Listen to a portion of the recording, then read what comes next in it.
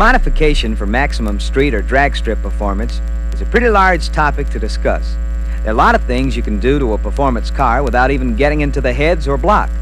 But before we get into that, Mr. Scott mentioned warranty, and I mentioned drag strip, so let's clear that up right now.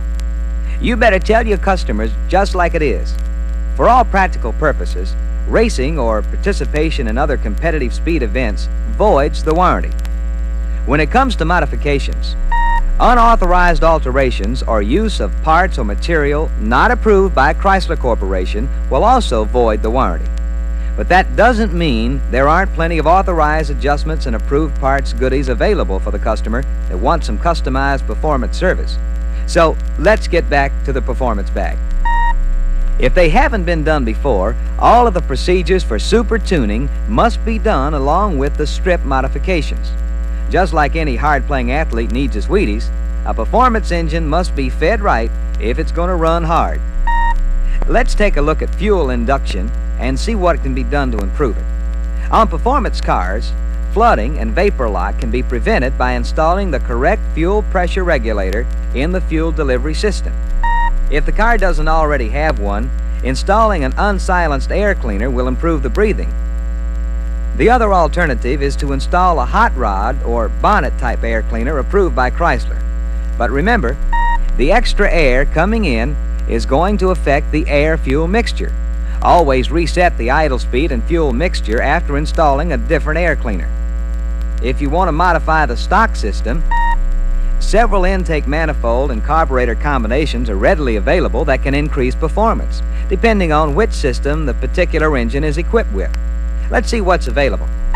For best results over the entire RPM range, use the Edelbrock single quad high-rise manifold. For the 340 engines, use a Holley 700 CFM carburetor.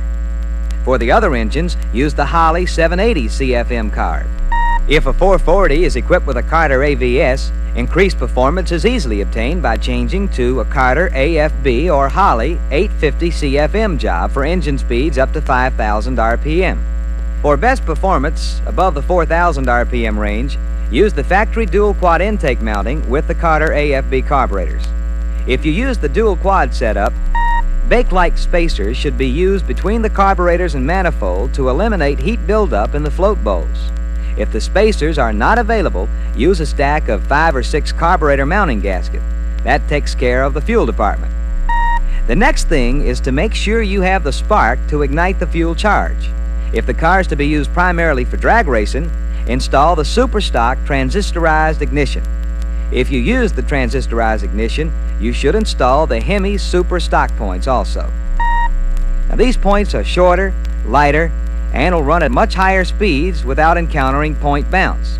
But be careful, these points are designed for the transistorized ignition. They must not be used with the standard ignition system. For street use with the transistorized ignition, the standard recommended plug should be used. But if you plan on extensive high RPM operation or drag racing, you should use plugs that are 1 or 2 steps colder. There's a few more things you can do under the hood to improve performance. The stock cooling system is adequate to keep operating temperatures to accepted levels. However, some components can be changed to reduce power losses in the system. The torque control drive fan can be installed in place of the stock fan. You should also replace the water pump impeller with the one used with air conditioning. This impeller has a smaller diameter and offers less resistance. To really keep cool, a maximum cooling high-performance radiator and 7-blade torque drive fan can be installed if the car is not so equipped. That's about all we have time to cover on super tuning and competition modification. Incidentally, there's one setup that you should be on the lookout for. You may not have seen any yet, but they're selling like hotcakes, and it won't be too long before you see one in for service. I'm talking about the 3 two-barrel setup available on the 440 engines. The service manuals were printed long before the 3 two-barrels were available, so they won't have any service procedures for the Holley two-barrels.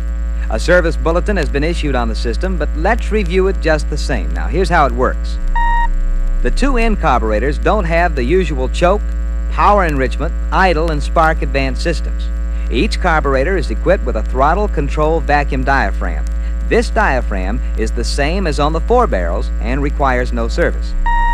The two end carburetors are connected to the center carburetor's slotted throttle lever by 2 adjustable connector rods. The slotted throttle lever of the center carb allows the throttle valves to open on the end carburetors as vacuum requires and close mechanically with the controlling center carburetor. Basically, the center carb on the 3 2-barrel system is the same as the primary side of the 4-barrel carburetor. The end carburetors are the same as the secondary portion of the 4 barrels, so don't let them throw you when you have to service them. The basic adjustments are the same with the exception of the specifications. Check the service bulletin when making any adjustment. The end throttle valves must be synchronized with the center throttle valve. This is another adjustment that may be a little strange to you. I'm going to run through it, although you may have studied your bulletin carefully. It's done this way. If the adjustment is to be done on the vehicle, be sure the ignition switch is off. This de-energizes the fast idle solenoid so that clearance is obtained between the plunger and fast idle adjusting screw. Remove the air cleaner, then remove the end carburetor throttle connector rod clips and disengage the front and rear rods from the throttle levers. Close the throttle valves on all 3 carbs and hold in the closed position. Shorten or lengthen the front and rear connector rods by turning in or out in the threaded sleeve. Adjust until the rod can enter the hole in the throttle lever evenly. After installing the throttle connector rod and the end carburetor throttle levers, secure with spring clips. Readjust idle speed to 900 RPM for automatics and 1000 RPM for manual transmissions. Checking the wet fuel level on the Holley 2-barrel is slightly different than the 4-barrel. Before checking the wet fuel level, check the fuel pump pressure to be certain that a 5-pound reading is obtained.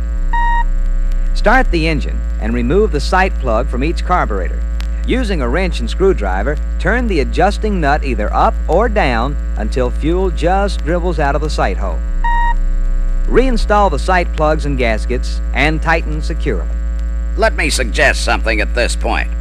It's a good idea to place a container under the bowl before removing plugs to catch any fuel that might run out due to a high or improper previous setting. Here's a final reminder. If you're reassembling or installing a new part, make sure that the parts have been thoroughly cleaned and are kept as clean as possible while you're installing them. Another thing, observe all factory torque specs for all fasteners and also follow the factory tightening sequence if there is one. Well, that's about it. I hope that this little get-together has been informative to all of you. I know there's a lot we didn't cover, but maybe sometime in the future we'll pick up and cover some of the internal and driveline modifications.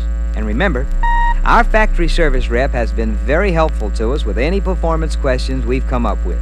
If you have any questions right now, I'll try to answer as many as I can.